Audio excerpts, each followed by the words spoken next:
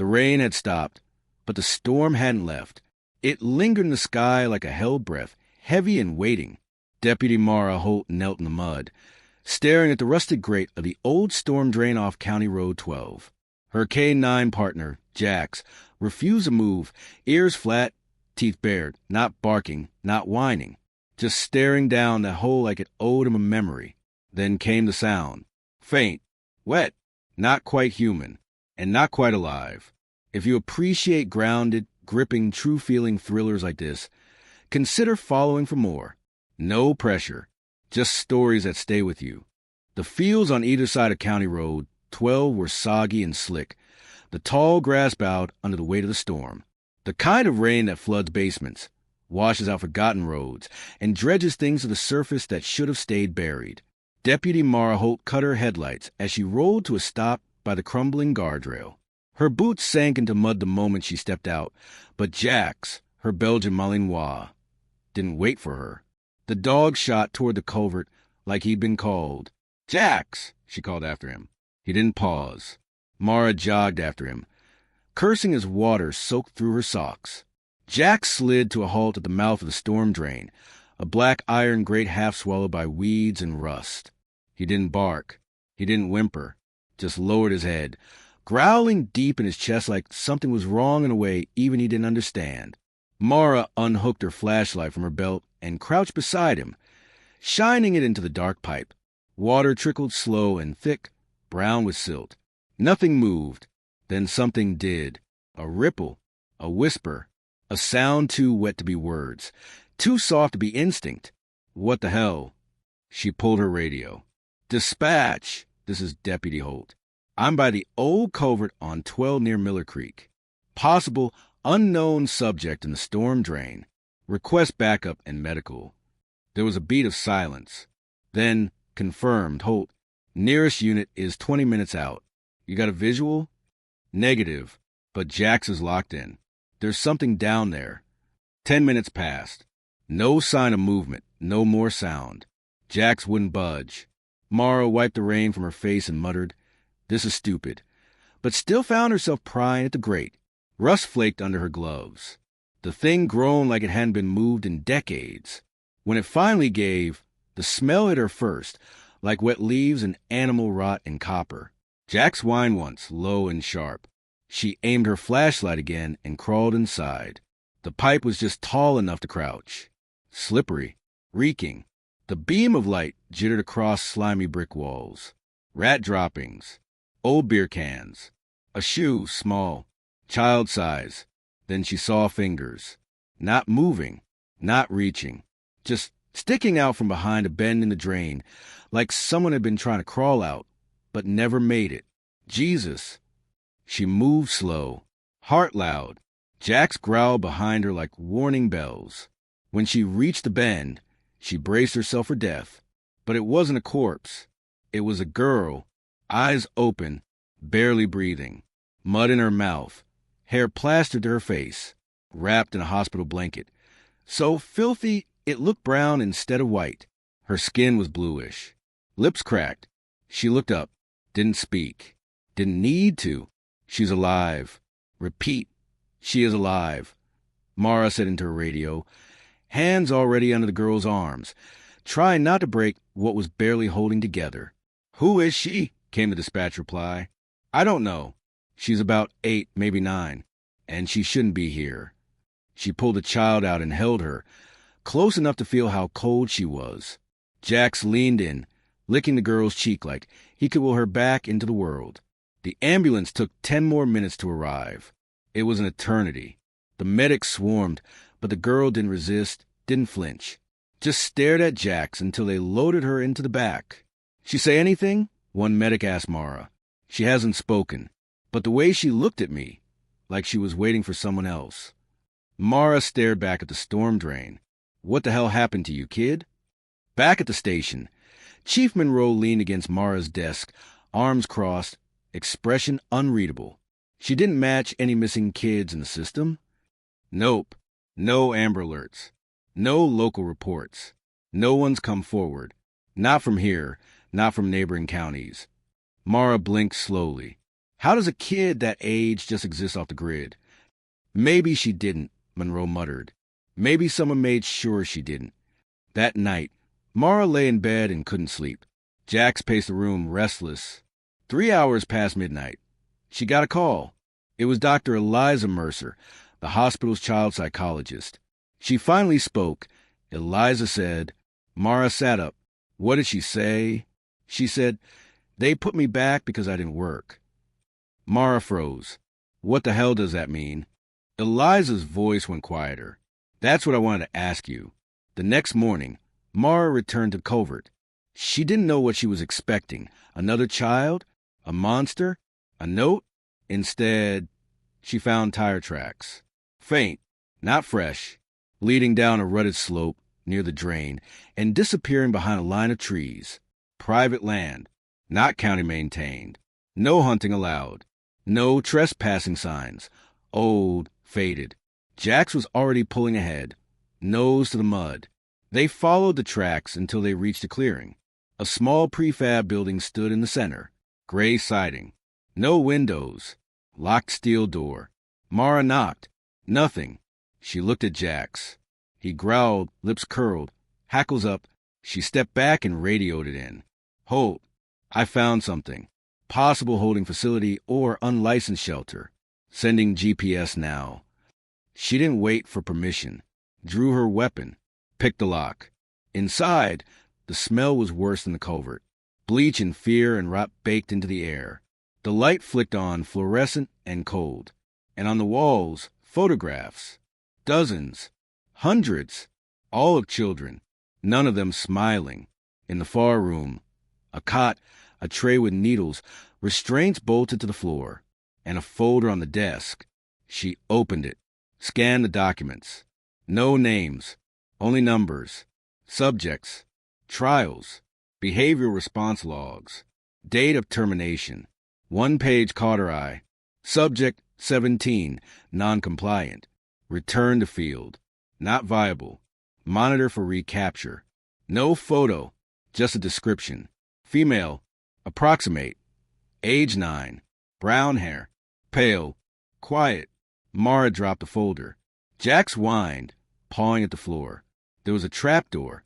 Underneath, nothing but cold concrete, and a deep pit lined with bite marks and nails. Something had tried to claw its way out. She barely heard the knock until it was too close. A man stood at the doorway. Plain clothes. No ID. Deputy Holt? Who the hell are you? The man didn't answer. Just smiled. You weren't supposed to find her. Mara raised her gun, and Jax lunged. Mara's gun fired just as Jax crashed into the man. The stranger's arm jerked up, not with fear but like he anticipated the strike, twisting unnaturally as Jax's teeth locked onto his wrist. He didn't cry out, not even a grunt, just a flicker of something cold behind his eyes as the weight of the dog knocked him backward. They hit the ground hard. Mara moved in, weapon trained center mass. Don't move. The man's gaze didn't go to her. It went to the trapdoor behind her. You opened it, he said calmly. You shouldn't have opened it. Mara stepped forward. On your stomach, hand behind your back. He didn't obey. Instead, he whispered something, inaudible to her, but it made Jax let go. The dog jerked back, teeth bare but whimpering, like whatever this man said hit something primal in him. Mara fired again, this time not to warn. The bullet slammed into the floor beside the man's head as he finally flattened out, that smug calm never leaving his face. She cuffed him, hard, at the station. He gave a fake name and refused to speak to anyone but Dr. Mercer. She'll understand, he said, licking blood from his lip. She was part of the first phase. Mara stared at him through the one-way glass, her jaw tight. Chief Monroe leaned in beside her, voice low. We ran as Prince. Nothing in the system. Not federal. Not even DMV. Ghost. He knew about the girl. Knew she was in that culvert. That facility? He didn't just know it. He lived there. Monroe sighed, rubbing his face. You telling me we got some MK Ultra Frankenstein cult in our backyard? I'm saying this kid wasn't dumped. She escaped something. They both watched as the man looked straight at the mirror, right at them, and smiled. At the hospital, the girl, Subject 17, had a name now. They gave her one. Lena. She still hadn't spoken again, not beyond those first words to Dr. Mercer. But she watched. Everything. Everyone. Mercer sat beside her now, reading softly from a book. Lena's fingers clutched a piece of cloth, Jax's old collar. Mara had given it to her when they left the hospital the first night. Lena hadn't let go since. Something's broken in her, Mercer said when Mara came in. But not permanently. Mara watched the girl through the glass. You believe what she said? That she didn't work? I don't know what they meant by that, Mercer admitted. But I'll tell you this. She doesn't flinch from pain. She flinches from emotion. What do you mean? I ran a simple test. Asked about her favorite toy. No response. Asked if she missed her parents. Nothing. But when I said Jax was here and safe, her eyes welled up. Mara blinked. She's been conditioned against connection, Mara. But something in that dog got through. That's how they missed her limit. Missed it? Mercer nodded. They pushed too hard. And someone forgot. Dogs don't leave the ones they bond with. Jax pulled her out because she mattered to him. That broke whatever leash they had on her. Back at the station, the man had changed his tune. I'll trade, he said. Information for a name. Her real one. You don't get to set terms. Then you don't get answers. Mara crossed her arms. Start talking? He looked at her. You don't know what she is. She's a child. She was. Now she's a liability. That's when he dropped it. There are others. Still in the county. Still under testing. Her blood ran cold. How many? He smiled wider. You ever hear of the Eden Project? They found another building 2 days later. Same tire pattern. Same no-window structure hidden in the woods off unmarked back roads. This one behind the old sawmill. Inside were cages. Medical logs. Refrigerators with blood vials marked with numbers. And one fresh grave behind the shed. Boy, around 10. Blunt force trauma to the head. Buried in plastic with a label still stuck to his foot. Subject 12. Failure due to aggression noncompliance. Mara left the site and vomited behind a tree. The next morning, Lena was gone. Disappeared from her hospital bed. No broken window. No security footage. Nothing. Just the old dog collar, lying neatly folded on the blanket. Jax whined for hours after. Wouldn't eat. Wouldn't rest. She was taken, Mara said. Or she went back. Chief Monroe nodded grimly. Someone got into that hospital, with the kind of silence that takes training. Mercer stood in the corner, arms wrapped around herself. She didn't want to go, she whispered. But they called her. Who? Mara snapped. Mercer looked up. The others. 2 days passed with no leads. Then Jax woke Mara up at 3:12 a.m. He sat by the front door, growling low, not panicked, but sure. Focused, tail stiff. Mara pulled on jeans, grabbed her Glock, and opened the door. He didn't bolt. He walked, mile after mile, through mud, through empty stretches of farmland, until he led her back to the first storm drain, the one where Lena was found. But this time, the grate was gone. And inside, Mara saw light. She crawled in the way she had before. Jax behind her. The tunnel curved further than she remembered. Someone had extended it. Dugout chambers. Light strung along the wall now, powered by something portable. At the far end, a small room, Lena stood there. She was wearing a white gown again, barefoot, and staring into the face of another child. Boy, maybe 12. He looked pale, gaunt, wired with IVs. He's broken, she said quietly, not turning to Mara. They want me to fix him. Mara stepped forward. Slow. Who does? Lena looked at her then. Eyes no longer empty. They said if I could connect with him, they'd let me stay. That I was special. That I passed. Lena, they're lying. We found the grave. The others. The boy behind the sawmill. I know. Then come with me. I'll protect you. Lena looked down. They said if I leave again, they'll hurt you. Behind her, Jax growled. Someone else was in the tunnel. 3 men stepped from the shadows. No insignia. Tactical gear. Mara raised her gun. Federal? No, one said. Cleaner detail. This is private. She's not property. She's not human, the man said. She's a product of trial phase 3. Biochemical empathy mapping. A test model. Mara aimed straight at his chest. Try to touch her and I'll drop you. You won't make it out of this tunnel. You sure? Mara cocked the hammer. Because I've got a dog who thinks you smell wrong.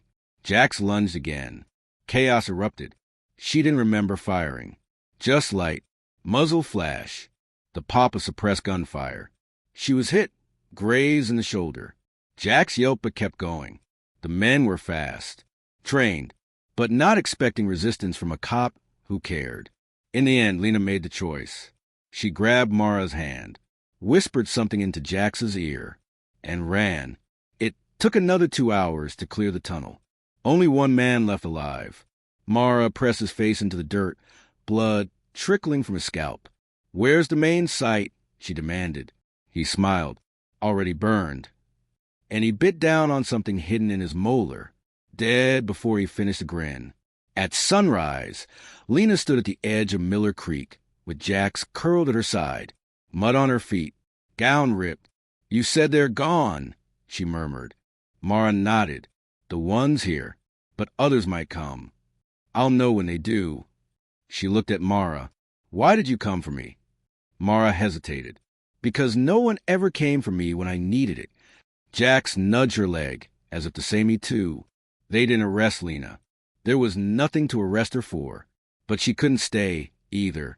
So Mara took her somewhere off-grid, where trees outnumbered people and silence wasn't dangerous. Lena didn't speak much, even after, but she'd sleep with her hand on Jax's back.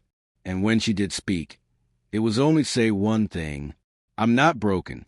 Not anymore. The town of Red Larch barely made the map. A population under 900. 1 gas station. 1 diner. A library that hadn't checked out a new book since 2012. The perfect place to disappear. Deputy Mara Holt had a cousin with a farmhouse outside of it, empty for years since a stroke. A few repairs, some elbow grease, and it was livable. Secluded, quiet, and safe for now. Jax took to it instantly. So did Lena.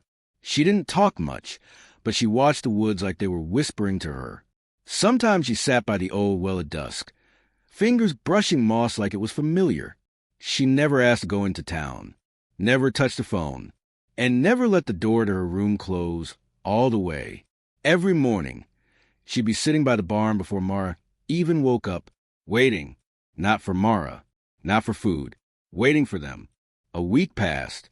Then, too, Mara kept a close line to Mercer, who had vanished in the hospital on sabbatical, officially, but Mara knew better.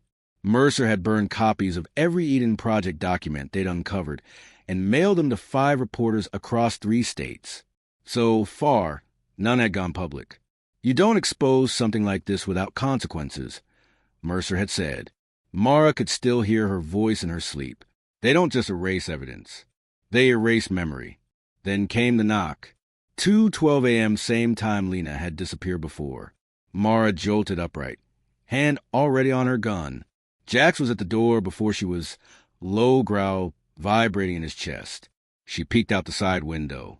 No vehicle, just a man in a coat, soaked from the storm. She opened the door with the chain still latched. Can I help you? He didn't look at her. He looked past her. To Lena, standing in the hall in her nightgown, calm as fog.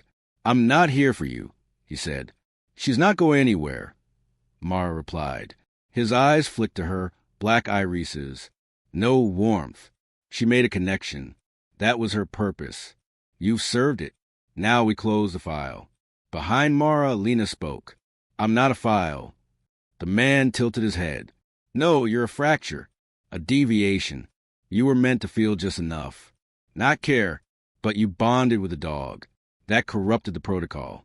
Mara pointed the gun to the crack in the door. Leave. Now. The man blinked. There are 5 more. They're still in phase 2. If I leave, they get terminated. What's that got to do with us? I'm telling you how to find them. They let him in. Lena watched him like she'd seen him before, but didn't trust a memory. He laid a flash drive on the table. They're all girls, all under 10, all conditioned like her, but none of them passed. Lena was the only one to form a full empathic bond with a non-human. Mara narrowed her eyes. What does that mean?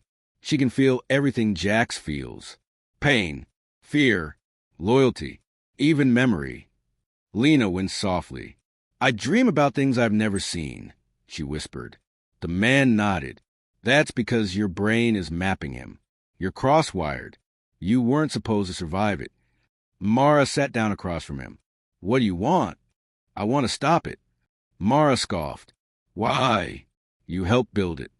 I did. And then I watched my own daughter become one of the trials.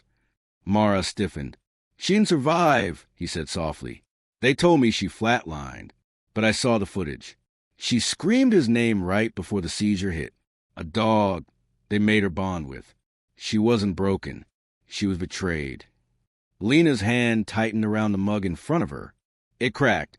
You let them hurt her. I know, he said, voice hollow. That's why I'm giving you this. Coordinates. A warehouse in Oklahoma. Underground. 5 children. Still alive for now. Mara stood. You're coming with me. He looked at her like a condemned man. I knew that when I knocked. They left Lena with Mercer at a safe house an hour away. Jax whined when they parted, but Lena knelt down, pressed her forehead to his. I'll find you again. Jax licked her cheek and watched her until the car disappeared down the gravel road. Then Mara and the man, his name was Vincent Crane, drove east. The warehouse was buried under 3 layers of concrete in a nondescript lot near an abandoned meatpacking plant. The front door was wired to trip the fire system. Crane knew the back. Inside, it wasn't cages this time. It was pods, 5 of them, glowing faint blue, tubes running into mouths, electrodes on small shaved heads, children suspended like frozen thoughts. Mara's hand shook as she reached for the first pod. They're alive, Crane said, but if anyone pings the system, they'll flood the tanks. Override failsafe. What's the password? There isn't one. Mara turned to him. Crane pulled out a burner phone. Dialed. 3 rings. Then, authorization confirmed. All 5 pods hissed. Steam vented. Tubes slithered free. And one by one, the children opened their eyes. Back at the farmhouse, Lena jerked awake. She ran to the barn, barefoot in the frost. Jax was already there, head up, ears perked. She touched his fur and whispered, They're free. 2 days later, Mara brought them home. Crane never made it back. Disappeared before they crossed state lines. But the children, 2 boys, 3 girls, slept side by side in the same room, whispering in dreams. They weren't normal, not by any definition, but they were safe. And Lena smiled when she saw them. I remember them, she said, from the dark. 2 years passed. The farmhouse became something else, a shelter, a sanctuary, a place without files or phases. The kids grew, slowly, carefully. Some would never speak. Others only trusted the dogs they'd bonded with. But they were healing. And Lena? She spoke now. Not often, but when she did, it mattered. Mara once asked her, What do you think they wanted you to become? Lena had looked at her for a long moment and said, Empty, but I was already full. Spring, year 3. Jax passed in his sleep. Old, peaceful. The kids buried him beneath the tree line. Lena didn't cry. She just sat by the grave, hand resting on the earth. I still feel him, she said. He didn't go far. One last thing. 6 months later, a small envelope arrived at Mara's door. No return address. Inside, a photo of Crane's daughter as a baby. A handwritten note. You kept your promise. I kept mine. The files are with someone who won't be bought. Tell Lena, I'm sorry I built the machine before I learned how to dismantle it. Mara folded the note, placed it on the windowsill. The light caught the edge of the photo, And outside, under the fading sun, Lena sat with the younger children, pointing to birds in the trees, teaching them names, teaching them care. They weren't files. They weren't products. They were alive, and they were free.